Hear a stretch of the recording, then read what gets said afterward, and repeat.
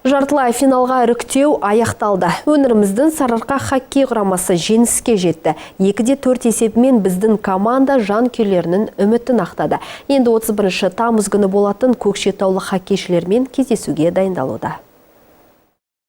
Өңірлік командаға алғашқы ұпайды Евгений Лызин әкелді. Тартысты ойынның екінші бөлімінде Горняк құрамасына шотты теңдестіруге 1 балл жетпей қалды. Сарыарқа командасының жаттықтырушысы жеңіске қуанышты, алайда алдағы қойылған мақсат үшін әлі де көп жұмыс істеу керектігін алға тартады.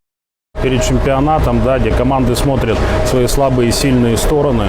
Чемпионат алдында командалар өздерімен жұмыс істейді. Дайындықта шеберліктерін арттырып, ал әлсіздіктерін барынша жою үстінде. Біз бір орында тоқтап қалмаймыз. Алдымызда әлі көп мақсат бар. Барлық командалар жақсы, олар бар күшін салды. Бірақ мен ойында ұтқанымызға қатты қуаныштымын. Жанкүйерлердің қолдауы үшін алғыс айтамын.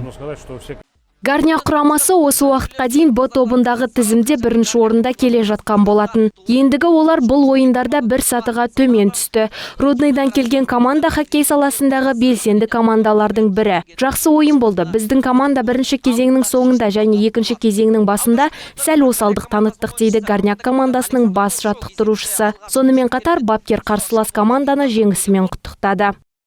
Хорошая боевая игра, понравилась. Жақсы тартысты ойын болды. Біздің және қарсылас команданың жылдамдықтары мен қимылдары жақсы болды. Команданы бағалау қиындық тудырады. Себебі сәттілік пен сәтсіздік қатар жүретіндіктен ойында жеңіс те жеңіліс те болады. Осы жылғы чемпионат өте жоғары деңгейде өтпек. Ал біздің жанкүйерлерімізге айтарым, Өскемен қаласында ойындарды бізді қолдайсыздар деген үміттемін.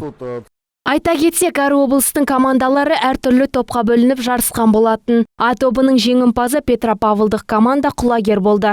Ол турнирдің финалына Рудныйдан келген Горняк құрамасымен кездесуге шығады. Б тобында жеңіске жеткен Сарыарқа қазіргі чемпион команда Арланмен тартысқа түспек. Естеріңізге сала кетейік, жартылай финал 31 тамызда Өскеменде өтеді.